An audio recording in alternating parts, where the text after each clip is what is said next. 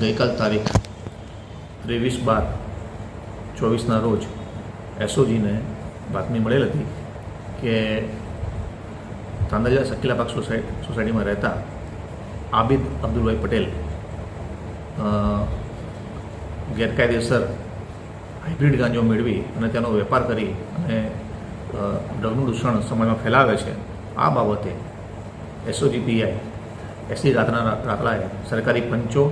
અને માણસો સાથે સ્થળ ઉપર રેડ કરતા આબિદ અબ્દુલ પટેલ ઉંમર વર્ષ 20 નાઓ હાઇબ્રિડ ગાંજા 734 ગ્રામ સાથે મળી આવેલ હતા અને આ બાબતે વધુ પૂછપરછ કરતાં તેઓએ પોતાના પિતા સાથે આ ધંધો કરતો હોવાનું જણાવેલ છે. હાઇબ્રિડ ગાંજાની જે કિંમત 22 લાખ રૂપિયા 2000 તેમજ મોબાઈલ અને વજન કાંટો મળી આવી કુલ 22,43,700નો એનડીપીસી એક્ટ હેઠળનો ગુનો નોંધવામાં આવેલો છે. પકડાયેલ આરોપી આબિદ છે એ પ્રથમ વખત પકડાયેલ છે, જ્યારે એના પિતા વિરુદ્ધ 2020માં અને 2024ની અંદર એનડીપીસી એક્ટના ગુના નોંધાયેલા છે. આરોપીની પૂછપરછમાં આરોપી આબિદે જણાવે છે કે આ જથ્થો એના